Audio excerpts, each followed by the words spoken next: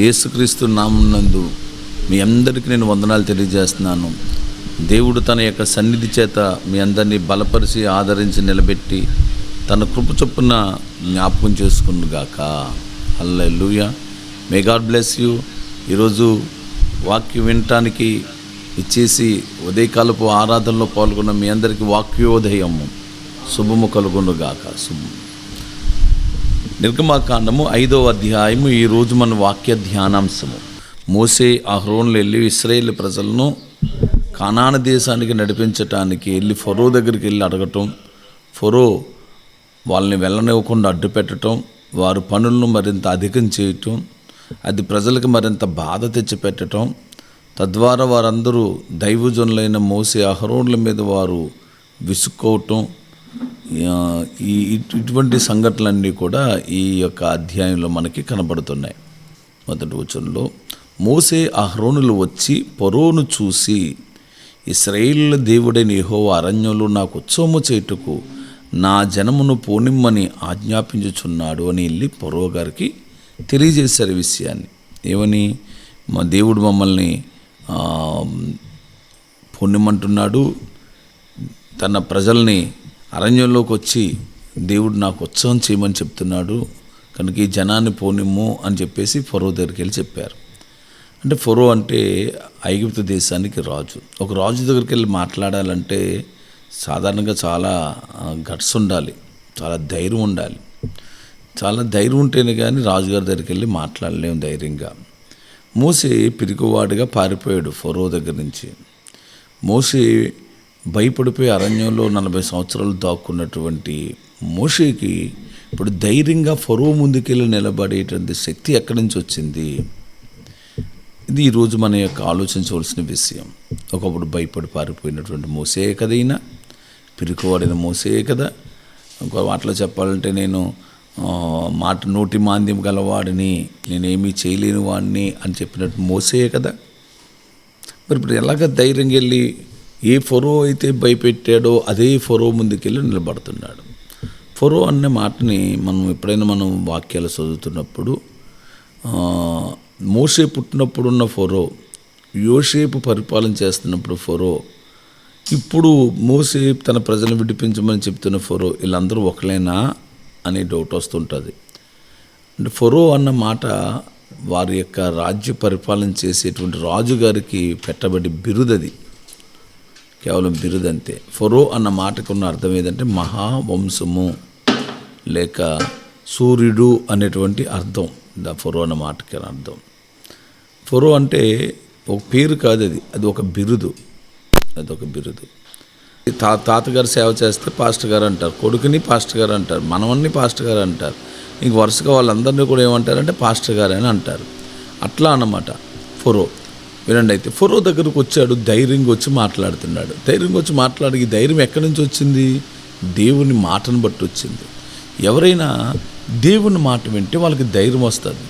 ఎందుకంటే దేవుడు బైబిల్లో 365 సార్లు చెప్పబడింది, భయపడకము నేను నీకు తోడై ఉన్నాను, దిగులు పడకము నేను నీకు సహాయం చేస్తాను అని. నీకు భయపడవలసిన పని లేదు. మత్తయి సువార్త 10వ అధ్యాయం 20వ వచనంలో మీ తండ్రి ఆత్మ మీలో ఉండి మాట్లాడుచున్నాడే కానీ మాట్లాడేవారు మీరు కారు. అందువల్ల మనం ధైర్యంగా వెళ్ళి మాట్లాడటానికి నేను నోరు తెరిస్తే మాట్లాడేది మనం కాదు, మనలో ఉన్న పరిశుద్ధాత్ముడే మాట్లాడతారు. ధైర్యంగా వెళ్ళి మనం అధికారుల ముందు మాట్లాడగలగాలి. ధైర్యంగా వెళ్ళి పెద్దల ముందు సువార్త చెప్పినప్పుడు కూడా ఇదే ధైర్యం కావాలి. సువార్త వెళ్ళి చెప్పాలి. రాజుకైనా, ఎమ్మెల్యే గారికైనా, ఎంపీ గారికైనా, మినిస్టర్లకైనా, అధికారులకైనా, ఎవరికైనా మనం సువార్త చెప్పాలని దేవుడు యొక్క ఆజ్ఞ మన దగ్గర ఉన్నప్పుడు ధైర్యంగా వెళ్ళి నిలబడితే పరిశుద్ధాత్ముడే మీలోంచి మాట్లాడతారు. ఎందుకంటే ఆత్మ మనకు భయం లేకుండా చేస్తారు. హగ్గయి గ్రంథంలో రాయబడి ఉంది, దేవుని ఆత్మ మీ మధ్యలో ఉన్నది కనుక మీరు భయపడకూడదు అని రాయబడి ఉంటుంది హగ్గయి గ్రంథం 2వ అధ్యాయంలో. భయం పోగొట్టేది ఎవరు? దేవుని ఆత్మయే. బైబిల్లో కూడా హగ్గయి గ్రంథం 2వ అధ్యాయం 6వ వచనంలో ధైర్యం తెచ్చుకోము అని తన ప్రజలతో దేవుడు మాట్లాడతాడు. ధైర్యం తెచ్చుకోమని చెప్పి భయపడకండి, దేవుని ఆత్మ మీ మధ్యలో ఉన్నది అని రాయబడింది అక్కడ. స్తోత్రం కలుగును గాక. కనుక ప్రియ స్నేహితులారా, మనం ధైర్యంగా దేవుని పని నిమిత్తం మనం ముందుకెళ్ళినప్పుడు దేవుడు మనలో ఉండి మాట్లాడతారు.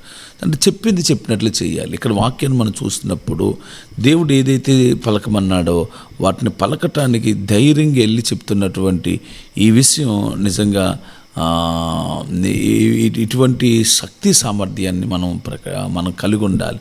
పైకి అక్కడికి వెళ్ళి ఏమాత్రము కూడా సందేహం లేకుండా, అనుమానం బెరుకు లేకుండా ఎలా మాట్లాడుతున్నాడు చూడండి. ఏమంటున్నాడు?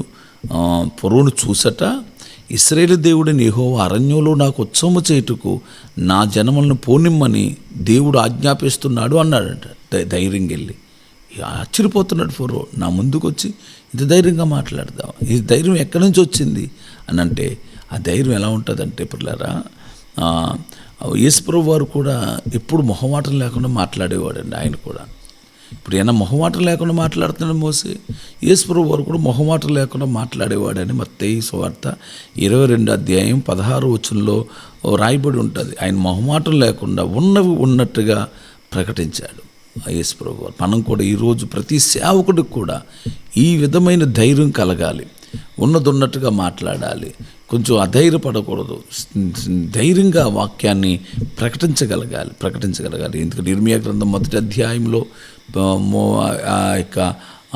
ఇర్మియా కూడా నేను బాలుడినే, నేను మాట్లాడటానికి నాకు శక్తి చాలదే అన్నటువంటి ఇర్మియాతో దేవుడు అంటాడు, నువ్వు నడుము కట్టుకో, నేను నీకు ఆజ్ఞాపించిందంతా సరే వారికి ప్రకటన చేయి, వారికి భయపడకు, నేనే నీకు భయపడకు, లేదా నేను వారికి ఎదుట భయపడకము, లేదా నేను వారి ఎదుట నేను భయాన్ని పుట్టిస్తాను అని చెప్తున్నాడు. అలాగే యెహెజ్కేలు గ్రంథంలో యెహెజ్కేలుతో కూడా చెప్తుంటాడు, ఇదిగో కఠినమైన ప్రజల మధ్యలోకి నేను నిన్ను పంపిస్తున్నాను, వారి కఠినత్వాన్ని చూసి నువ్వు భయపడకు, ధైర్యంగా ప్రకటించు అని. అందువల్ల ధైర్యంగా ప్రకటించగలగాలి. ఒకవేళ ప్రకటించకపోతే ఏం జరుగుతుంది? యెహెజ్కేలు గ్రంథం 7వ అధ్యాయంలో నువ్వు ప్రకటిస్తే వారందరూ విడిపించబడతారు. నువ్వు బోర ఊదటం మానవద్దు. బోరు ఊదకపోతే వారికి నాశనం వచ్చినప్పుడు వారు నాశనం అయిపోతే దానికి లెక్క నిన్ను అడుగుతాను అన్నాడు. ఒకవేళ బోరు ఊదినా కూడా నువ్వు ప్రకటించినా కూడా వారు లోబడలేక మారలేదు అనుకో, వారి శిక్షకు వారే పాత్రలు అవుతారు అని దేవుని యొక్క వాక్యం సెలవిస్తుంది. కనుక మనం ధైర్యంగా ప్రకటించడానికి దేవుడు మనకి కృపను అనుగ్రహించునుగాక. అయితే ఫరోతో అంటున్నాడు, నువ్వు నా జనులకు పంపించు, వారు యెహోవా అరణ్యంలో నాకు ఉత్సవం చేయటానికి నా జనులను పోనిమ్మని చెప్తున్నాడు అన్నాడు. యాక్చువల్గా దేవుడు మనల్ని ఎందుకు బయటకు రమ్మన్నా, నేను మీకు ఒక పాలు తేనెలు ప్రవహించి కానాను దేశాన్ని మీకు ఇవ్వటానికి, నేను మంచి దేశాన్ని ఇవ్వటానికి నేను దిగి వచ్చి ఉన్నానని చెప్పాడు కదండి. మిమ్మల్ని ఆ దేశాన్ని తీసుకెళ్తున్నానని చెప్పాడు. ఇప్పుడు ఫరో దగ్గరికి వెళ్ళి ఏం చెప్పాలి అసలు మోసే? ఇదిగో దేవుడు మమ్మల్ని కానాను దేశానికి వెళ్ళిపోమంటున్నాడు, ఈ దేశాన్ని విడిచిపెట్టేసి ఆ దేశానికి తీసుకెళ్తానని దేవుడు మాతో చెప్పాడు, కనుక మేము వెళ్ళిపోతాం, మాకు సెలవు ఇచ్చే అని చెప్పాలిగా. అంటే ఇప్పుడు మోసే ఇప్పుడు ఏం చేస్తున్నాడు? దేవుడు తనకు అరణ్యంలో ఉత్సవం చేయమని మాకు ఆజ్ఞాపిస్తున్నాడు, మమ్మల్ని విడిపించు, మమ్మల్ని పంపించే అని అడుగుతున్నాడంటే అబద్ధం మాట్లాడుతున్నాడా? కాదు. దేవుడు కూడా మోషేతో ఆ మాటే చెప్పాడు, నేను మిమ్మల్ని విడిపించడానికి వచ్చాను, మంచి దేశానికి తీసుకెళ్ళటానికి వచ్చాను, మీరు వెళ్ళి దేవునితో ఏం చెప్పాలి అని కూడా, ఏం చెప్పాలో కూడా ముందుగానే ఫరోతో ఏం మాట్లాడాలో ముందుగానే దేవుడు అతనికి సెలవిచ్చాడండి. స్తోత్రం కలుగును గాక. ఏవని? హెబ్రీయులకు రాసిన పత్రిక 3వ అధ్యాయము 18వ చివరి భాగంలో మాట ఇలా రాయబడింది, మేము అరణ్యమునకు 3 దినముల ప్రయాణం అంతా దూరం పోయి మా దేవుడైన యెహోవాకు బలి అర్పించుదమని సెలవిమ్మని అతనితో చెప్పవలెను అని చెప్పాడు. అంటే దేవుడు అబద్ధం ఆడమని చెప్తున్నాడా? కాదు. కానీ దేవుడు వెళ్ళి చెప్పమన్నది ఆయనే. మరి దేవుడు వెళ్ళి అసలు దేవుడు ఎందుకు దేవుడు యొక్క ఉద్దేశం ఏంటి? వీళ్ళందరినీ కానాను దేశాన్ని తీసుకెళ్ళాలి అన్నది. ఇంకా ఐగుప్తుల నుంచి ఒకసారి వాళ్ళు బయటకు వచ్చిన తర్వాత మళ్ళీ వెనక్కి వెళ్ళరు, వాళ్ళు ఇంకా పూర్తి కానాను వైపుకి వెళ్ళాలి. కానీ ఏమని చెప్పన్నాడు అక్కడ? 3 రోజుల ప్రయాణం అంత దూరం మేము వెళ్ళి దేవుడికి ఉత్సవం చేయాలి అని చెప్పమన్నాడు. అంతే కదండి. అంటే దేవుడు అబద్ధం ఆడమన్నాడా? కాదు, అబద్ధం ఆడమంటలేదు. యాక్చువల్గా 3 దినాలంత ప్రయాణం దూరం వెళ్ళి సేనాయి పర్వతమైనటువంటి హోరేబు పర్వతం దగ్గరకు వచ్చి, దేవపర్వతం దగ్గరకు వచ్చి వారు దేవునికి ఉత్సవం చేయాలి అన్నది దేవుని యొక్క ఉద్దేశమే. అక్కడ దేవునికి వాళ్ళ పండగ చేయాలని, దేవుని నామాన్ని అక్కడ ఘనపరచాలని, దేవునికి అక్కడ బలి అర్పణలు అర్పించాలని, అక్కడ బలిపీఠం కట్టాలని దేవుని యొక్క ఉద్దేశమే. ఆ తర్వాత మనకు వాక్యం చదువుతుంటే అటువంటి సంఘటనలు బైబిల్లో జరిగిన విషయాన్ని కూడా మనం చూడవచ్చు. కానీ చెప్పమన్నప్పుడు మాత్రం ఏం చెప్పాడంటే, మమ్మల్ని 3 దినాల ప్రయాణం అంత దూరం మేము వెళ్ళి మేము బలి అర్పించాలి అని చెప్పన్నాడే కానీ బలి అర్పించి తిరిగి వస్తాము అని చెప్పనలేదు. మోషే కూడా తిరిగి వస్తాము అని చెప్పట్లేదు, మమ్మల్ని పోనిము అని అంటున్నాడు తప్ప మాకు దేవుడికి బలి అర్పించి తిరిగి వచ్చేస్తామన్న మాట మాత్రం ఎక్కడ వాడట్లేదండి, ఎక్కడ వాడట్లేదు. హల్లెలూయా. అందువల్ల డైరెక్ట్గా వెళ్ళిపోతామంటే కొంచెం వెళ్ళనివాడు కనుక ఏ ఉత్సవం చేయాలని నిర్ణయించుకున్నాడు దానికోసం వెళ్ళమని చెప్తున్నాడండి. దేవుని నామానికి మహిమ కలుగును గాక. చూడండి, అయితే కొంచెం అప్పుడు ఫరో ఏమని చెప్తున్నాడు, నేను అతని దేవుని మాట వినటానికి, యెహోవా మాట వినటానికి, అసలు యెహోవా ఎవడు, నేను అతను ఎప్పుడు ఎరగనే, నేను అతను పోనేవును అంటున్నాడు. ఎవరిని ఎరగనంటున్నాడు, దేవుడు అంటే నాకు తెలియదు అంటున్నాడు అండి. దేవుని ఎరగను.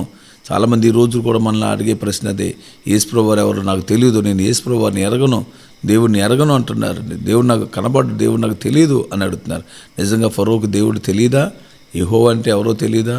ఎందుకంటే కొన్ని సంవత్సరాలుగా పూర్వము, కొన్ని 100 సంవత్సరాలుగా పూర్వము యోసేపు ద్వారా యెహోవా అంటే ఎవరో వాళ్ళందరికీ అర్థమయ్యింది. భయంకరమైన కరువు నుంచి విడిపించింది యెహోవా దేవుడే.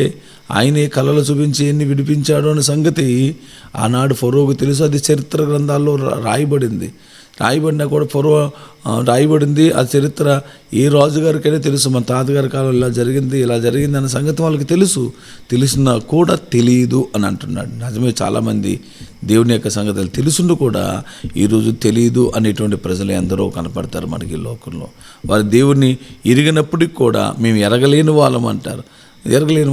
దేవుడు వాళ్ళకి అద్భుతాలు చేసినా కూడా మాకేమీ దేవుడు చేయలేదు అని అంటూ ఉంటారు. దేవుడు వారికి మేలు చేసినా మేలు పొందలేదు అని అంటారు. ఈరోజు నువ్వు కానీ అలా ఉన్నావా? దేవుని యొక్క మేలు పొందుకునే దేవుడు ఎవరో నాకు తెలియదు అన్నట్టుగా కానీ నీ పిల్లలు కానీ ప్రవర్తిస్తున్నారా? అందుకే మన పిల్లలకి దేవుని గురించిన మాటలు ప్రతి దినము చెప్పాలి. ప్రతిరోజు వాళ్ళ చేత వాక్యాన్ని చదివించాలి. యూదులు కానీ ముస్లింలు కానీ చిన్న వయసులోనే వాళ్ళకి వారి మత గ్రంథాన్ని చదివిస్తూ ఉంటారని, వాళ్ళకి 12 సంవత్సరాల వయసు వచ్చేసరికి వాళ్ళు మత గ్రంథాన్ని పూర్తి చేసేస్తారు. వాళ్ళు అంత బాగా చదివిస్తారు వాళ్ళు. ఇంకా వాళ్ళకి అందుకే ముస్లింలోంచి ఒక్కరు కూడా దేవుని వైపు తిప్పబట్టడం కష్టమైపోతూ ఉంటుంది. కారణం ఏంటంటే వాళ్ళకి ఆ మతంలో బలంగా నాటుకుపోయి ఉంటారు వాళ్ళు. మరి మన క్రైస్తవులు మాత్రమే చిన్నప్పటి నుంచి దేవుని యొక్క వాక్యాన్ని మన పిల్లలకు బోధించలేకపోతున్నారు. దేవుడు అంటే ఎవరో వాళ్ళకి మనం చెప్పాలి. ద్వితీయోపదేశకాండం 8వ అధ్యాయంలో దేవుడు చెప్పారు, మీ పిల్లలకి మీరు ఇలా నేర్పాలి, మీ జీవితంలో జరిగిన అద్భుతమైన క్రియలన్నింటినీ మీ పిల్లలకి కథలుగా చెప్పమన్నాడు. వారు వాళ్ళ చేతులకి వాక్యాలు రాసి కట్టమన్నాడు. ఇంటి మీద బాస్కాల దగ్గర వాక్యం రాయమని చెప్పారు. ఇంటి గోడల మీద వాక్యాలు రాసుకోమన్నాడు. మీ పిల్లలకు వాటిని అభ్యసింపజేయమన్నాడు, వాటిని నేర్పమన్నారు. ఎందుకంటే చిన్నప్పటి నుంచి దేవుడు అంటే ఎవరో మన పిల్లలకి తెలియాలి. మనల్ని దేవుడు ఏ విధంగా, ఏ స్థితిలో నుంచి దేవుడు ఈ స్థితిలో తీసుకొచ్చాడో, మనం ఏ విధంగా రక్షించాడో ఇవన్నీ కూడా మన పిల్లలకి మనం యేసు నామములో తెలియజేయాలి. హల్లెలూయా. అందువల్ల నేను ఎరగను అన్నటువంటి వాళ్ళు మన కుటుంబాల్లో ఉండకూడదండి. మన పిల్లల్ని దేవుడు మందిరానికి నడిపించండి. చిన్నపిల్లల్ని అయితే సండే స్కూల్లో క్రమంగా కూర్చోబెట్టండి. వాళ్ళ మాట ఎంటలేదని నన్ను వదిలేయొద్దు. ఇప్పుడు మొక్కై వంగనది మోనై వంగదు. రేపొద్దున నువ్వు ఈ రోజు నువ్వు పిల్లలని భక్తులు నడిపించకపోతే రేపొద్దున యెహోవా ఎవరు, దేవుడు ఎవరే, నేను యేసు నాకు ఎవరో నాకు తెలియదని గుళ్ళు గోపురాల చుట్టూ తిరిగేటువంటి దౌర్భాగ్యమైన స్థితి కొంతమంది క్రైస్తవ పిల్లలకి దాపురిస్తుంది. పిల్లలారా, యెహోవా ఎవరో నేను ఎరగను అని చెప్పడం అన్నది అతని యొక్క అహంకారమే, అతని యొక్క గర్వమే. తెలుసుండి కూడా తెలియదని అతను ప్రకటిస్తున్నాడు.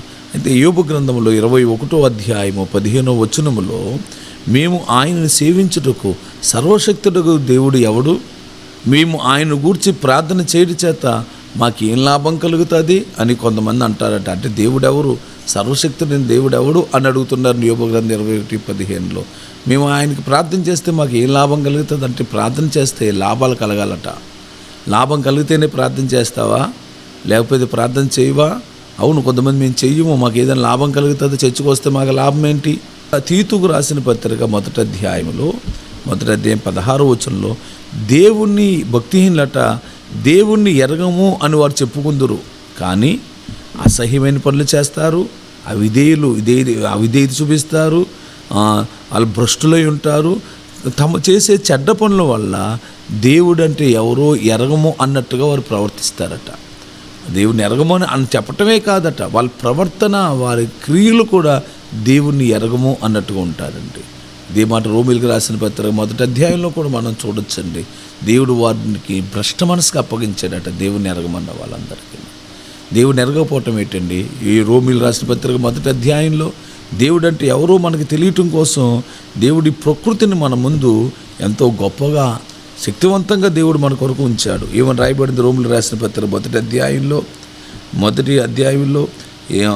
20వ వచనం చూస్తే, ఆయన నిత్యశక్తి, దేవత్వము, జగత్తుత్పత్తి మొదలుకొని సృష్టించబడిన వస్తువులను ఆలోచించటం వలన దేవుడు ఎవరో మనకి తేటపరచబడుచున్నాడట.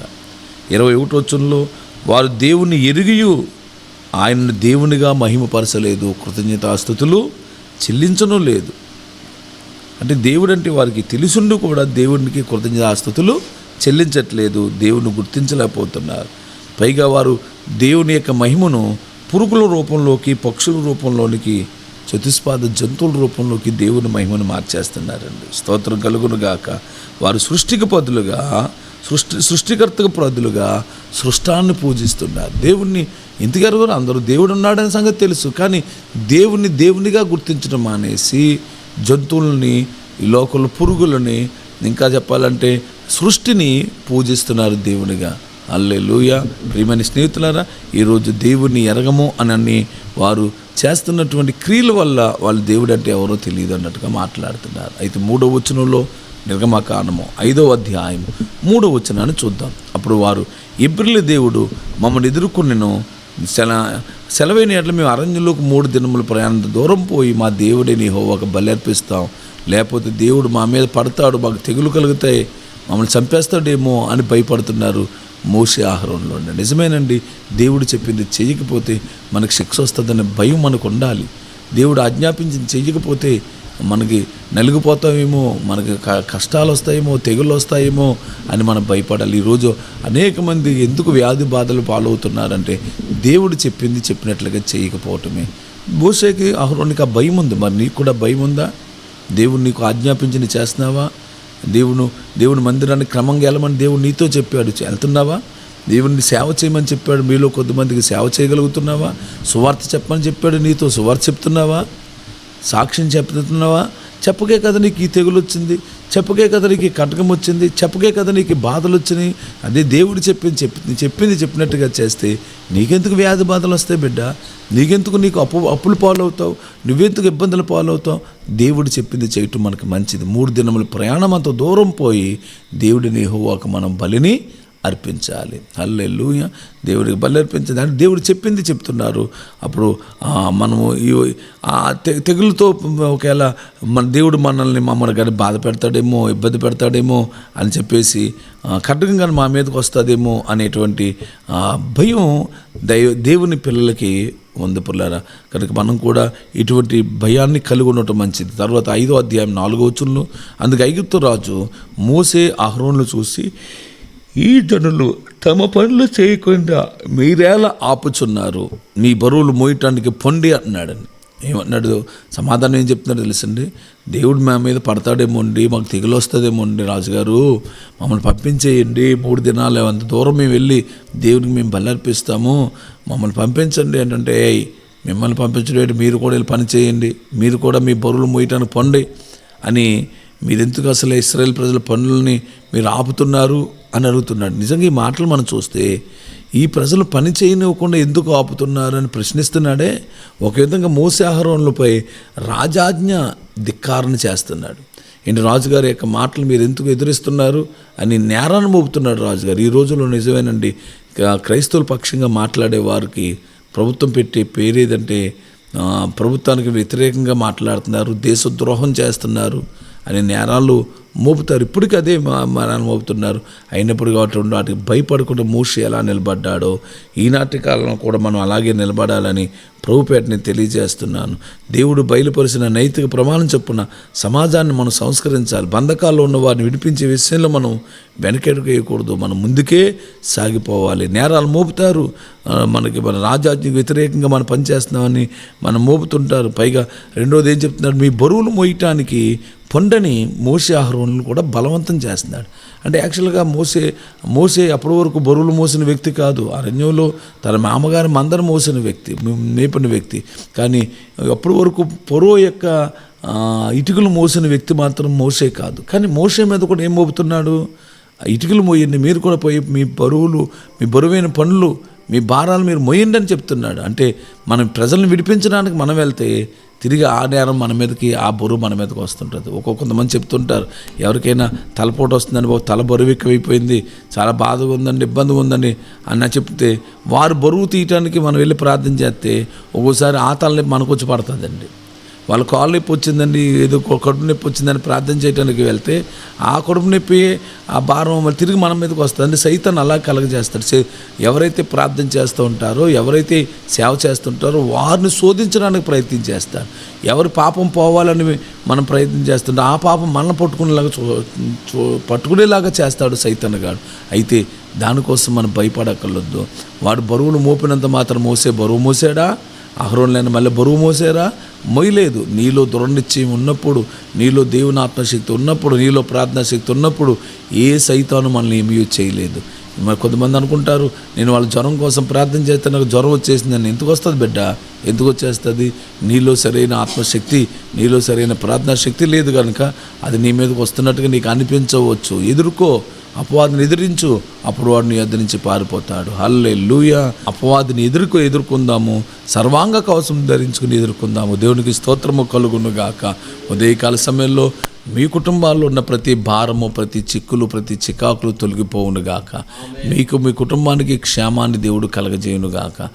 ఉదయకాల సమయం మీ ప్రతి భారము తొలగిపోవాలి. అవును, దైవజనుడు భారాన్ని తీసివేసేవాడు, పాప భారాన్ని తీసేసేవాడు, అప్పుల భారాన్ని తీయటానికి అతను సలహాలు చెప్పేవాడు.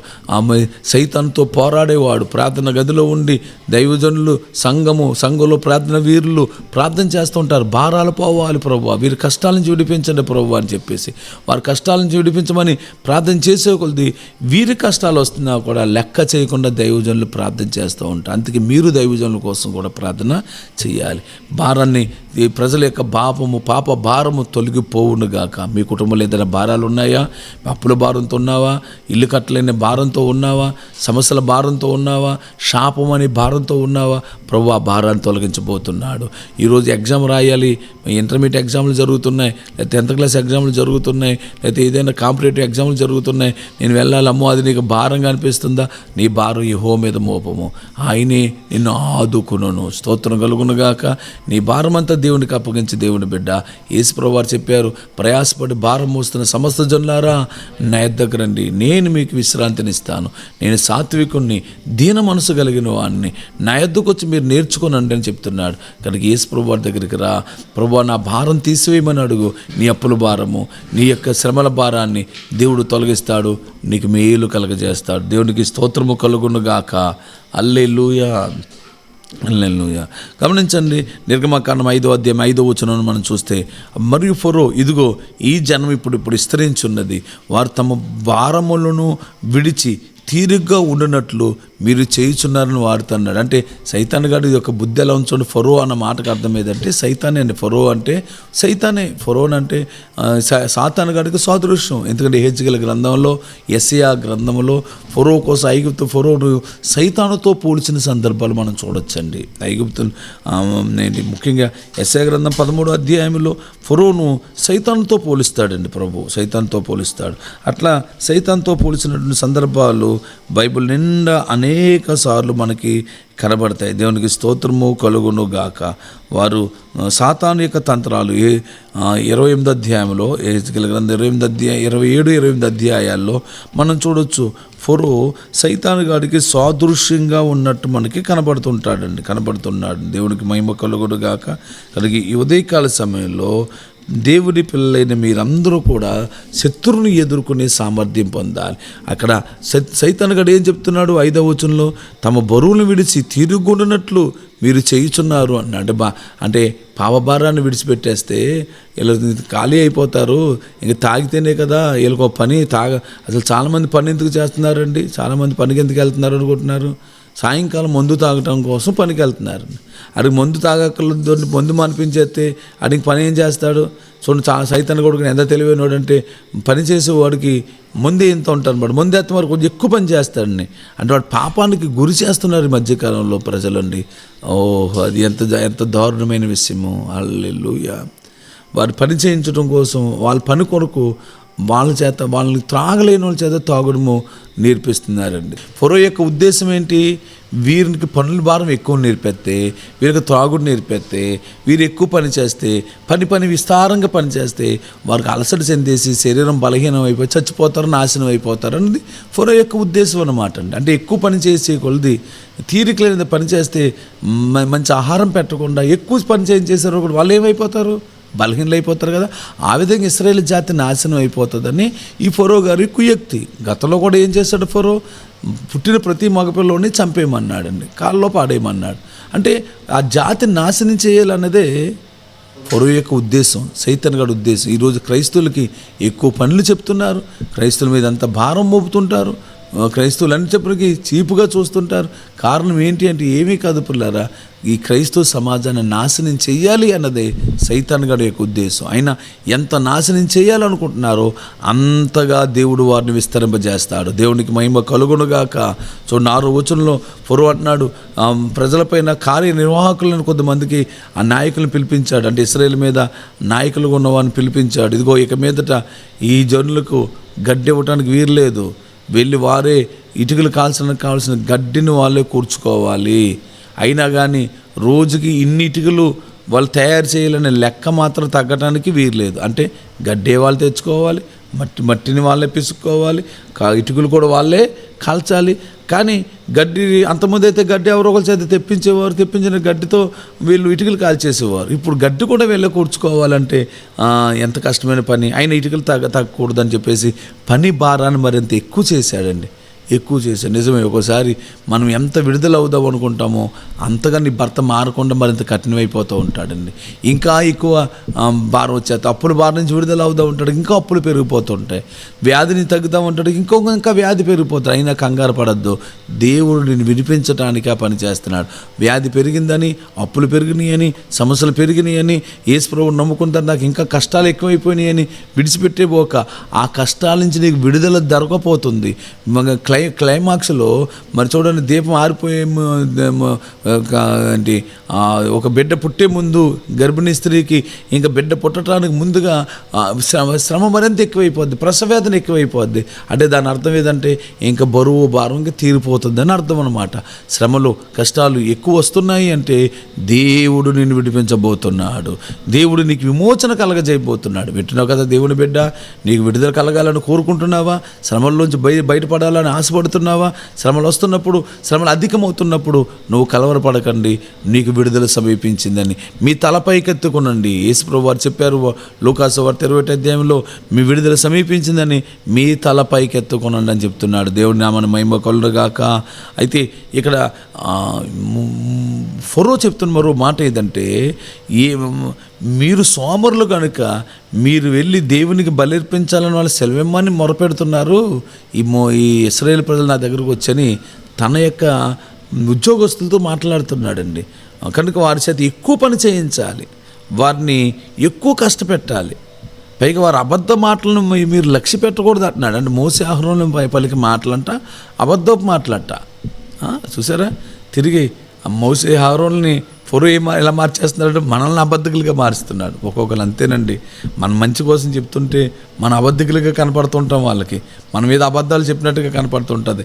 మోసే అహరోనులు ఇట్లానే మాట్లాడుతున్నారు. మోసే అహరోనులు మాట్లాడుతున్న మాటలకి ఫరో చెప్తున్న సమాధానం చూసారా? సోమరులు అంటున్నాడు.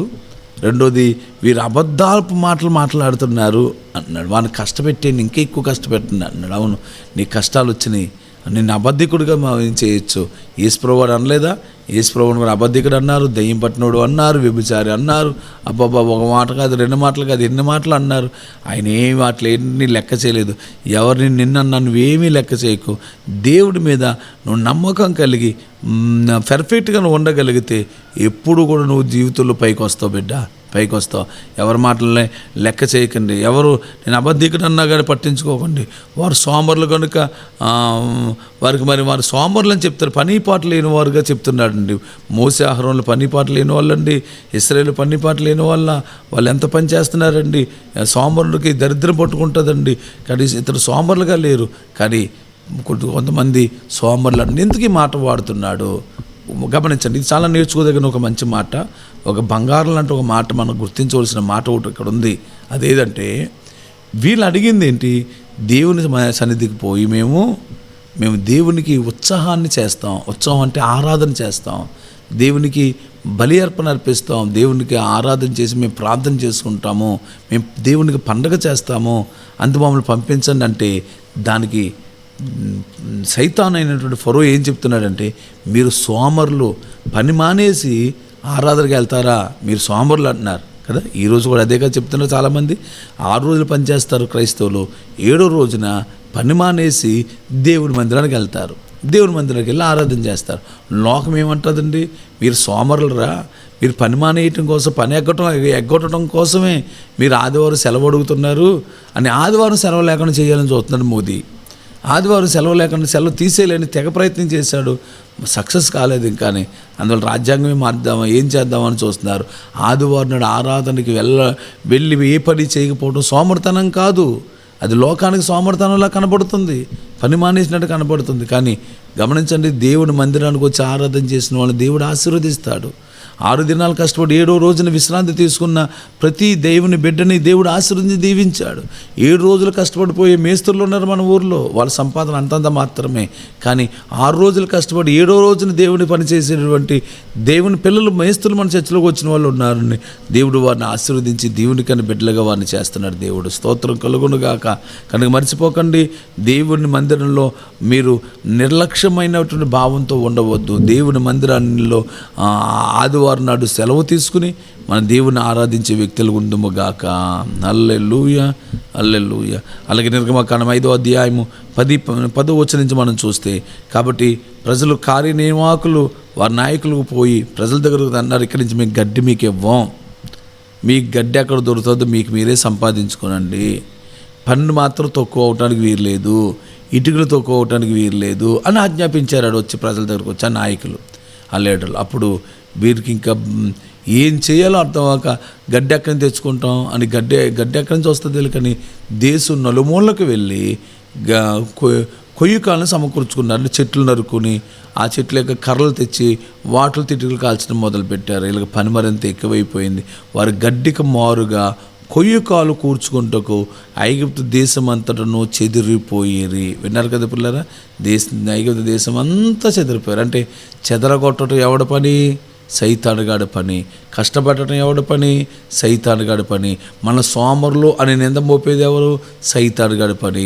మనం అబద్ధికులు అని చెప్పేసి మనం నేరం మోపేది ఎవరు, సైతానుగాడి పని. మనం నాశనం చేయాలని చూసేది ఎవడి పని, సైతానుగాడి పని. గమనించారు పిల్లరా, చెదరగొట్టాలని చూస్తున్నాడు. కానీ దేవుడు మనకు తోడై ఉండగా శత్రు ఆలోచన ఎన్నడూ నెరవేరదు. ఎప్పటికి కూడా నీకు దేవుడిచ్చిన వాగ్దానమే నెరవేర్చబడుతుంది. దేవుడు నీ పట్ల ఏదైతే ఉద్దేశం కలిగి ఉన్నాడో ఆ ఉద్దేశమే నీ పట్ల దేవుడు నెరవేర్చబోతున్నాడు. దేవునికి మహిమ కలుగునుగాక.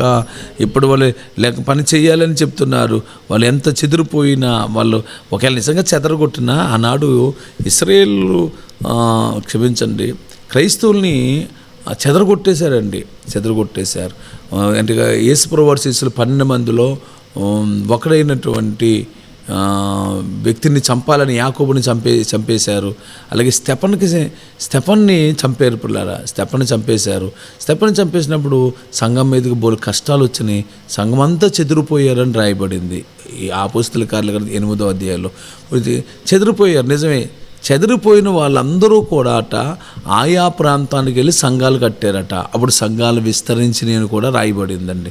అంటే చెదిరిపోయిన వాళ్ళందరూ వెళ్ళి సువార్త వాక్యాన్ని ప్రకటించారని అపోస్తల కార్యాల గ్రంథం 8వ అధ్యాయము మొదటి 4 వచనాల్లో ఆ మాటను మనం చూడొచ్చు. 4వ వచనంలో ప్రత్యేకంగా చెదిరిపోయిన వారందరూ వాక్యాన్ని ప్రకటించి బోధించారు అని చెప్పబడింది. హల్లెలూయా. అందులో ఒకవేళ చెదరగొట్టబడినా ఎక్కడికి వెళ్ళినా, ఇప్పుడు అప్పులు పాలైపు హైదరాబాద్ చెదిరిపోయిన వాళ్ళు ఉన్నారు. కొడుకేమో కాకినాడలోను, ఏంటేమో కూతురేమో కలకత్తాలోను, ఏ కుటుంబం హైదరాబాద్లో నల్ల చెదిరిపోయినట్టు ఉన్నారా మీ కుటుంబము? ఏం కలవరపడకూడదు. ఎక్కడికి వెళ్ళినారో అక్కడ మీరు ప్రార్థన చేసి ఆ చుట్టుపక్కల ప్రజలు రక్షించే వ్యక్తులుగా మీరు మీ కుటుంబాలు వాడబడును గాక. అందులో ఇలా శ్రమలు వచ్చినప్పుడు, కష్టాలు వచ్చినప్పుడు మనం ముందుగా ధైర్యం తెచ్చుకోవాలి. ప్రభువే ముందే చెప్పాడు కదండి, ఈ వాక్యాలకు అన్నిటికి ముందే ప్రభు ఏం చెప్పారు? ఫరో హృదయం కఠినమవుతుంది, ఆయన మిమ్మల్ని పోనివ్వడు, అయినప్పటికీ నేను వారి మధ్యలో నేను అద్భుతాలు చేస్తాను, అద్భుతాలు చేసి వారిని మధ్యలో మిమ్మల్ని విడిపిస్తాను అని ముందుగానే దేవుడు చెప్పాడు కదా. అందుకే ఫరో హృదయం కఠినమైంది. మనం కూడా ఈ సంఘానికి కొన్ని కష్టాలు వస్తాయని ముందు నుంచి నేర్పాలి. ఎందుకంటే ముందే దేవుడు చెప్పాడు మీ శ్రమలు వస్తాయి, అయినను మీరు ధైర్యం తెచ్చుకోనండి. యోహాను సువార్త 16వ అధ్యాయము చివరి వచనంలో, నేను లోకంలో నాకు శ్రమ కలిగింది, నేను లోకాన్ని జయించాను, మీకు కూడా శ్రమలు వస్తాయి, మీరు కూడా జయించనని ముందేనే చెప్పారు కదా. అలాగే మత్తయి సువార్త 24వ అధ్యాయము, ఈ లూకా సువార్త 21వ అధ్యాయంలో మనకి శ్రమలు వస్తాయి, ఇబ్బందులు వస్తాయి, మీరు ముందుగానే ధైర్యం తెచ్చుకుని మీరు సిద్ధపడండి, మీ విడుదల సమీపించిందని చెప్పేసి మీరు విడుదల కోసం రెడీగా ఉండండి, మీకు శ్రమలు వస్తాయని ముందే చెప్పాడు. అందులో సంఘానికి శ్రమలు వస్తాయని ముందు చెప్పాలి. కానీ చాలామంది చేసే మాట ఏదంటే, సంఘానికి శ్రమలు ఏమి రావు, కష్టాలు ఏమి రావు, ప్రభు వచ్చినప్పుడు మళ్ళీ రహస్యంగా తీసుకెళ్ళిపోతాడు, మనకి ఏ కష్టాలు రావని బోధిస్తున్న బోధకులు ఈ మధ్యకాలం ఎక్కువ మంది కనపడుతున్నారు. కానీ ఒకవేళ అలా వస్తే, యేసుప్రభు వారు వచ్చేస్తే అంతకన్నా మంచిదేముందని మనం అందరం వెళ్ళిపోవచ్చు. కానీ శ్రమలు వస్తాయని చెప్పమని చెప్పారు దేవుడు. శ్రమలకు మనం సిద్ధపడాలి ముందు నుంచేనండి. మనకెందుకు శ్రమలు వస్తాయి? మనం దేవుడు నమ్ముకున్న పిల్లలం కదా, మనకు శ్రమలు రావు. ఇశ్రాయేలుకు వస్తాయి, యూదులకు వస్తాయి, అవును వాళ్ళకి వస్తాయి, మనకు రావు అని చెప్పుకునే దానికన్నా వస్తాయి అని సిద్ధపడి ఉండటం మంచిదండి. అందులో అందుకే శ్రమలు వస్తాయని సిద్ధపడి ఉంటే ఒకవేళ రేపు వద్దు శ్రమలు వచ్చినా మనం తప్పించుకుని ధైర్యంగా మనం దేవుని ఎదురు నిలబడగలుగుతాం. హల్లెలూయా. అది ముందుగానే దేవుడు ప్రభు మోషే అహరోనుతో చెప్పాడు, మీరు అతను పోనివ్వడు, మిమ్మల్ని ఇబ్బంది పెడతాడు, కానీ ధైర్యం తెచ్చుకోండి అని. అపోస్తల కార్యాలు 14:22 వచనంలో కూడా అపోస్తలుడైన పౌలు శిష్యుల మనసులను దృఢపరిచి, మీరు విశ్వాసంలో నిలకడగా ఉండండి, ప్రార్థనలోను భక్తిలోను నిలకడగా ఉండండి, ఎందుకంటే అనేక శ్రమలు మనం అనుభవించి మన దేవుని రాజ్యంలో ప్రవేశించాలని విషయాన్ని వారికి హెచ్చరించాడని పౌలు గారు. స్తోత్రం కలుగునుగాక. అందుకు ముందు నుంచి అలాగే హెచ్చరికలు చేశాడు, సిద్ధపరిచాడు. అటువంటి కృప దేవుడు మనం కూడా అలా సిద్ధపడి దేవుని రాకడికి మనం సిద్ధపడి ఉండాలని ప్రభుపేట నేను తెలియజేయుచున్నాను. దేవుని నామాన్ని ఘనపరచుదుము గాక. హల్లెలూయా. అలాగే 15వ వచనం చూద్దాం. ఇప్పుడు 15వ వచనం చూద్దాం. ఇశ్రాయేలు నాయకులు ఫరో యొద్దకు వచ్చి తమ దాసులు ఎడల తమరు ఎందుకు ఇట్లా జరిగిస్తున్నారండి? వాళ్ళు గడ్డి ఇవ్వట్లేదు, మా పని అంతా చేయమని చెప్తున్నారు, ఇలా చేయటంలో మేమెలా చేయగలుగుతాం, ఇటుక లెక్కంత అప్పగించేయమంటున్నారు, ఈ తప్పిదం అంతా తమరి ప్రజల యందే ఉందండి, మీ నాయకుల దగ్గరే ఉందండి అని వచ్చి ఫరోకు మొరపెట్టారట. ఏమండి, మన కష్టాలు వెళ్ళి ఫరోకు చెప్పుకుంటే వాడేం చేస్తాడండి? ఈ లోకంలో నాయకులకు చెప్తే, అధికారులకు వెళ్ళి చెప్తే వాళ్ళైనా మనకి న్యాయం చేస్తారా? వాళ్ళు కూడా సైతాను సంబంధులే కదా, వారు కూడా ఈ లోకానికి సంబంధించిన వ్యక్తులే కదా, మనకెంత న్యాయం చేస్తారు? నువ్వు మొరపెట్టవలసింది వెళ్ళి మనుషులకు కాదు, దేవునికి మొరపెట్టాలి. వీళ్ళు వెళ్ళి ఎవరికి చెప్పాలి? అసలు ఈ సమయంలో మోకాళ్ళు వేసి ఉపవాసాలు ఉండి, ప్రభువా ఇంతకీ శ్రమ వచ్చింది నాయన, ఇంతకు మాకు రాజుగారు ఇలాగ ఇంత కఠినం చేస్తున్నాడు ప్రభువా అని దేవునికి మొరపెట్టడం పోయి వీరెవరికెళ్ళి మొరపెట్టారంటే ఆ నాయకులు, అంటే ఇశ్రాయేల్ నాయకులు వెళ్ళి దేశ నాయకులకి వెళ్ళి మొరపెడుకుంటున్నారు.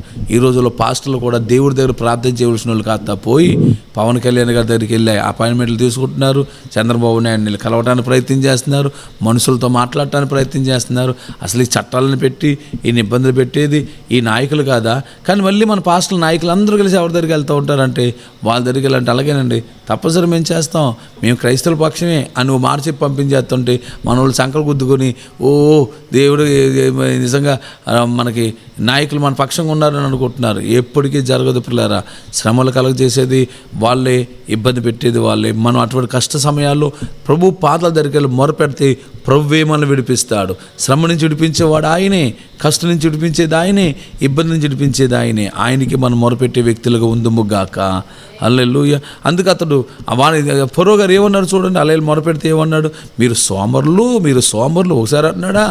మీరు పని పాటు లేని వాళ్ళు, మీరు సోమరులు, ఆదివారం మీకు రెస్ట్ కావాలా, చర్చికి వెళ్ళిపోతారా, మీరు మీరు పనులు మానేసి ప్రార్థనకు పోతారా, మీరు సోమరులరా, మీరు వెళ్ళి పని చేయండి అని గది వేశాడు.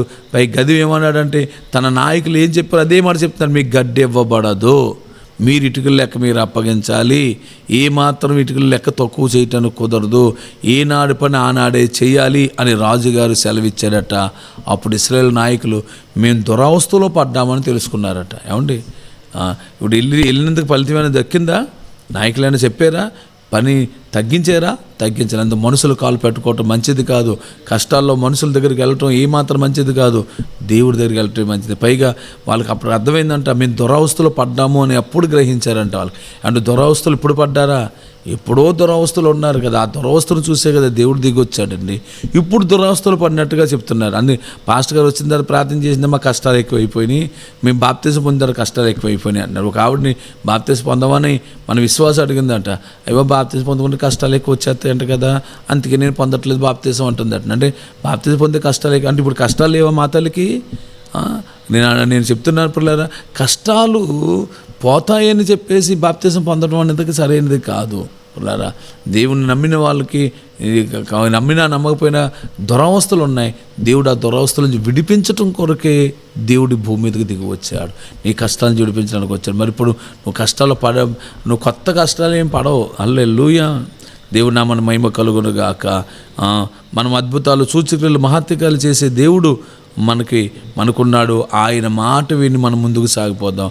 ఎందుకంటే కష్టాలు అనుభవించాలి, ఇబ్బందులు పడాలని బైబిల్ కూడా మనకు చెప్తుంది. నిర్గమకాండం 5వ అధ్యాయము 20 వచనం చూసినప్పుడు ఇప్పుడు మనము ఫరో యొద్ద నుంచి వాళ్ళు బయలుదేరి వచ్చుచు తమను ఎదుర్కొంటానికి దారిలో నిలిచిన మోసే ఆహారంలో కలుసుకుని, యెహోవా మిమ్మల్ని చూసి మీకు న్యాయం తీర్చును. శాపనార్థాలు పెడుతున్నారు చూడండి, ఎవరిని? పాస్టర్ గారిని. ఇదిగో నీ వల్ల మాకు ఇన్ని బాధలు వచ్చినాయి, నీ వల్ల మాకు ఇన్ని కష్టాలు వచ్చినాయి, నువ్వు ఫరో గారి చేతికి నువ్వు కట్టకం ఇచ్చినట్టు అయ్యావు, ఇప్పుడు మనం చంపడానికి, మమ్మల్ని నాశనం చేయడానికి ఫరో చూస్తున్నాడని నేరం ఎవరి మీద మోపుతున్నారు? దైవజనుల మీద మోపుతున్నారండి. అవునండి, ఇటు తిరిగి కష్టం కూడా ఎవరి మీదకి వచ్చింది చెప్పండి? పాస్టర్ గారి మీద పాడేస్తారు. చాలామంది చేసే పని ఇదే. పాస్టర్ గారు ఏంటి తేలిగ్గా దొరికేది ఎవరు చెప్పండి? పాస్టర్ గారు. మా ఊర్లో ఒక అబ్బాయిని ప్రభు చెంతకు నడిపించి ఊర్లో కుర్రోళ్ళు అందరూ తాగుబోతులు, తిరుగుబోతులుగా ఉన్నారు. కానీ ఆ కుర్రోడు ఈరోజు రక్షించబడి మంచిగా దేవుని పని చేస్తున్నాడు. ఎక్కడో దూర ప్రాంతానికి వెళ్ళి పని చేస్తున్నాడు. చక్కగా దేవుని పని చేసి ఆశీర్వదించబడి మేళ్ళ మిద్దెలు కట్టుకుని పిల్ల పాపలతో సుఖంగా సంతోషంగా ఉన్నాడు. ఆ తల్లిదండ్రులకు కావాల్సిన సుఖ సౌకర్యాలు కూడా చూస్తున్నాడు, మంచిగా ఉన్నాడండి. కానీ వాళ్ళ బాబు ఏమంటాడంటే నా మీదకి వచ్చి తిడతా ఉంటాడు. గుడి సెంటర్లో ఉండి ఎన్ని తిట్లో తిడుతూ ఉంటాడు, ఈ పాస్టర్ అయినా కొడుకును పాడు చేసేసాడని. ఏంటి, ఏం పాడు చేసాడు? మందిచ్చి పాడు చేసేసాడా? లేకపోతే వ్యభిచారంలోకి నడిపించాడా? దొంగతనాలకు నడిపించాడా? అపవిత్ర పనులు చేయించాడా? ఊర్లో పిల్లలందరూ అప్పుడు ఊర్లో వాళ్ళు అంటున్నారు, ఒరే ఊర్లో పిల్లలందరూ పాడైపోయారా, నీ కొడుకే బాగున్నాడురా, ఆ పాస్టర్ గారి చేతిలో పడినందుకు బాగున్నాడు అంటుంటే అవి బుర్రకి ఎక్కట్లేదండి. ఇవి అంటే దైవజనులు పాడు చేస్తారు. అటు తిరిగి అన్నీ ఎవరి మీదకి వస్తున్నాయి? ఆడికి తండ్రి కొడుకులకి ఎంత దెబ్బలాట వచ్చిందనుకోండి, నా మీద పడిపోతారండి, మా మీద పడిపోతారు. నేనే తేలిగ్గా దొరికినట్టు కనపడుతుంటాం. అవునండి, ఈ లోకంలో ఉన్న వాళ్ళు చాలామంది చేసే పని ఏదంటే పుల్లారా, దైవజనుల మీద నేరం మోపుతూ ఉంటారు. వాళ్ళ ఇంట్లో భార్య భర్తలు కొట్టుకుంటే చాలు పాస్టర్ గారిని తిడుతూ ఉంటాడండి, పాస్టర్ గారిని తిడుతూ ఉంటారు. వాళ్ళ ఇంట్లో ఎవరైనా భార్య భర్తల మధ్య లేకపోతే పిల్లల మధ్య ఏదైనా సమస్యలు వస్తే చాలండి చర్చి మీద పడతారు, చర్చికి వెళ్ళొద్దు అంటారు. అంతెందుకండి, చర్చిలో వచ్చిన ఇద్దరు విశ్వాసులు ఇప్పుడు గొడవలు వచ్చినాయి, ఇంటి పక్క వాళ్ళతో గొడవలు వచ్చింది అనుకోండి, వాళ్ళు చర్చి మానేస్తుంటారండి. వాళ్ళ ఇంట్లో గొడవలు వస్తే సినిమా మానేచ్చు కదా, ఇంట్లో గొడవలు వస్తే వాళ్ళు ఫంక్షన్కి వెళ్ళటం మానేచ్చుగా, అవి మానరు, చర్చి మానేస్తుంటారండి. అంటే అటు తిరిగి ఎవరి మీద పెడుతుంటారంటే దేవుడి మీద పెడతారు. నువ్వు దేవుడు అంటే నీకు దేవుడు తేలిగ్గా ఉన్నాడా? ఒకరోజు లెక్క అడుగుతాడు, మర్చిపోవద్దు. ఒకరోజు తీర్పు దినంలోకి నేను తీసుకుని వస్తాడు. ఎందుకు నువ్వు దేవుని మందిరం మానేసావు? దేవుని మందిరం మానేయటానికి ఎందుకు నువ్వు నేరాలు మోపుతున్నావు దైవజనుని మీద, దేవుడి మీద? జాగ్రత్త, ఒకరోజు దేవుడిని లెక్క అడుగుతాడు. స్తోత్రం కలుగునుగాక. ఇప్పుడు 20 వచనంలో మనం చూస్తే తమ్ముని ఎదుర్కొంటూ నిలబడినటువంటి మోషే అహరోనుల నుంచి కలుసుకుని మీకు దేవుడు న్యాయం తీర్చునుగాక అని చెప్పేసి, మోసే చేతికి మీరు మీరు ఫరో చేతికి మీరు ఖడ్గాన్ని ఇచ్చారు అని చెప్పేసి వీళ్ళ మీద నేరం మోపుతున్నారు. పిల్లరా, అవును, మనం ఈరోజు నేరం మోపే వాళ్ళు ఎందరో ఉన్నంత మాత్రాన మన వాక్యం చెప్పడం మానద్దు. ధైర్యంగా మన వాక్యాన్ని ప్రకటిద్దాం. ఇంకా చిట్ట చివరి మాట మనం చదువుకుని వాక్యాన్ని ముగిందాం పిల్లరా. నిర్గమకాండం 5వ అధ్యాయము 22-23 వచనాల్లో మోషే యెహోవా యొద్దకు తిరిగి వెళ్ళి, ప్రభువా, నీవేళ ఈ ప్రజలు కీడు చేసేటివి, నన్ను ఎందుకు పంపించావు? నేను నీ పేరట మాట్లాడుటకు పొర యొద్దకు వచ్చినప్పటి నుండి అతడి జనులకు కీడే చేయుచున్నాడు, నీ జనులు నువ్వు విడిపింపలేదు అని అన్నాడటండి. చూడండి, పాస్టర్ గారు కూడా సేమ్ అదే డైలాగ్ మాట్లాడుతున్నాడు. ఎందుకు విడిపించలేదు ప్రభువా? నువ్వు నేను ఎందుకు పంపించు అంటే, నేను వెళ్ళి ప్రకటన చేసినంత మాత్రాన ప్రజలు మారిపోవాలా? మనం వెళ్ళి ప్రకటన చేసినంత మాత్రాన్ని ఆ ప్రజలు ఎందుకు విడిపించలేదు? నేను చెప్పాను, సువార్త చెప్పాను, ప్రార్థన చేశాను, వాళ్ళు ఎందుకు మారలేదు ప్రభువా అని పాస్టర్ గారు కూడా అనటానికి వీరలేదు పిల్లారా. ఒకసారి సువార్త చేసేవాళ్ళు, పాస్టర్లు కూడా ఇదే ప్రశ్నిస్తుంటారు. నేను వెళ్ళి సువార్త చెప్పాను, నేను వాక్యం చెప్పాను, ఎందుకు మారట్లేదు ప్రభువా? ఈ ఊరంతా వెళ్ళి సువార్త ప్రకటిస్తున్నాను, ఈ ఊరంతా వెళ్ళి ఎన్నో దినాలుగా 2 సంవత్సరాలు ప్రకటిస్తున్నాను, ఒక్కడు కూడా మారట్లేదు, ఎందుకు మారట్లేదు ప్రభువా? నన్ను ఎందుకు అసలు ఈ ఊరు పంపించావు? ఈ ప్రజలు ఎందుకు మారట్లేదు? వాళ్ళకి కీడే కలుగుతుంది, పైగా నేను ప్రార్థన చేసి వచ్చిన తర్వాత వాళ్ళకి కీడు కలుగుతుంది, ఎందుకు ఇలా కలుగుతుంది అని తిరిగి దైవజనుడు కూడా దేవుణ్ణి అడుగుతున్నాడండి కదా. నిజమే, పాస్టర్ల పరిస్థితి కూడా ఎలా ఉంటుంది? సేవకు పంపించాడు కానీ ఆ ఊర్లో ఒక్కరు కూడా మారట్లేనప్పుడు మనకు కలిగే బాధ వర్ణాతీతం అండి. స్తోత్రం కలుగును గాక. అయితే దేవుడు మాట ఒకటి మర్చిపోకూడదు. దేవుడు పంపించేటప్పుడు మోసేతో చెప్పాడు, నేను ఫరో హృదయాన్ని కఠినించేస్తాను, అతడు తొలత మిమ్మల్ని పంపడు, నేను వారి మధ్యలో ఐగుప్తుల మధ్యలో అద్భుతాలు చేస్తాను, అద్భుతాలు చేసిన తర్వాత అప్పుడు అతడు మిమ్మల్ని పంపిస్తాడు, పంపిస్తుండగా మీకు వెండి బంగారాలు తీసుకుని మీరు ఐగుప్తు దేశం నుంచి బయటకు వస్తారు అని ముందుగానే దేవుడు చెప్పాడు కదండి. కానీ మనకు ఎలా ఉంటుందంటే, నేను ప్రార్థన చేశాను వెంటనే కార్యం అయిపోవాలి, నేను ప్రార్థన చేశాను వాళ్ళకి విడుదల వచ్చేయాలనుకుంటారు. కాదు, అది దైవ నిర్ణయము. దేవుని చిత్తానుసారంగా ఎప్పుడు వాళ్ళు విడుదల పొందాలో, ఎప్పుడు త్రాగు నుంచి విడుదల పొందాలో, ఎప్పుడు రోగం నుంచి విడుదల పొందాలో, ఎప్పుడు పాపం నుంచి విడుదల పొందాలో, ఎప్పుడు శాపం నుంచి విడుదల పొందాలో దేవుడు ముందుగానే నిర్ణయించుంటాడు. ఆయన చెప్పినట్లుగానే సమస్తము జరుగుతుంది. కనుక నువ్వు తొందరపడక్కర్లొద్దు, నువ్వు చెప్పినంత మాత్రం మారకపోయినక్కర్లొద్దు, నువ్వు ప్రకటించవలసింది ప్రకటించు, నువ్వు చేయవలసిన పని నువ్వు చేయి. అందుకే మనం ఏం చేయాలి? ప్రతి ఒక్క సేవకుడు చేయవలసిన పని ఏదంటే, సేవ అంతా చేసిన తర్వాత తిరిగి వచ్చి, నేను నిష్ప్రయోజకుని దాసునయ్యా, నేను చేయగలిగింది ఏదో నేను చేశాను ప్రభు అని చెప్పి మన పనిని దేవునికి అప్పగించేసుకోవాలి. ప్రకటించడం నీ పని, రక్షించడం ఆయన పని, ప్రార్థించడం నీ పని, కార్యం చేయటం దేవుని పని. మనం చేయవలసిన పని మనం చేసి ఊరుకుందాం. ప్రకటించమన్నాడా ప్రకటించు, ప్రార్థన చేయమన్నాడా ప్రార్థన చేయి, చర్చి పెట్టమన్నాడా పెట్టు. అంతేగాని మారలేదా నేను పెట్టినంత మాత్రం మారిపోవాలి అనే రూల్ ఏమీ మనకు లేదు. మనం చేయవలసిన పని మనం చేయాలి. నీ జీతం నీకు ఇస్తాడు. నీకేదైనా తిండి కొదువు చేశాడా? నీకేదైనా బట్ట కొదువు చేశాడా? నీ పిల్లల్ని పోషించడం దేవుడైనా మానలేదే. సంఘంలో పిల్లలు ఉన్నా ఉండకపోయినా, చర్చిలో నీకు జనం ఉన్నా ఉండకపోయినా, అంజూరు చెట్లు పూసినా పూయకపోయినా నీ పని నువ్వు చెయ్యాలి. నీకే కొదువ దేవుడు చేయడు. హల్లెలూయా. కనుక ఈ వచనాన్ని బట్టి ఈ జనులను ఎందుకు విడిపించలేదు అని ప్రార్థించే పరిస్థితి మనకు. ఎందుకంటే మోషే అహరోన్లు కూడా మనలాంటి విశ్వాసం లాంటి మనుషులే కదండి. అందుకే వాళ్ళు కూడా ఆ విధంగా అన్నారు. ఆయన దేవుడు కృప చూపించకపోతే వారు కూడా ఆయన ప్రవక్తలు ఉండటానికి అర్హులు కాకుండా అయిపోతారండి. మనం ఏదో రోజు మనం మనస్తాపానికి గురవటానికి గల కారణం చెప్పిన పనులు జరగకపోవటమే. కనుక మీరు దేవుని వద్దకు వచ్చిన మీరందరూ కూడా ధైర్యంగా ఉండండి. ప్రజలు ఒకసారి వేసిన నిందలు కూడా దైవజనులు ఒకసారి గుండెల్లో పెట్టుకుని, ఏటినైనా మాకెంత బరువు వచ్చిందని పెట్టుకోకూడదు. అలా వచ్చిన మాటలని ఈ చెవిలోంచి పెట్టేయాలి. ఏది మన మైండ్లో పెట్టుకోకూడదు. అప్పుడు దైవజనులు సేవ చేయగలుగుతారు. ప్రజలు నేరాలు మోపుతారు, నిందలు మోపుతారు. భయపడకండి. దేవుడు మీకు అప్పగించిన పని నమ్మకంగా చేయండి. దేవుడు మిమ్మల్ని, మీ కుటుంబాలని, మీ సేవల్ని దేవుడు ఆశీర్వదించునుగాక. ఆమేన్.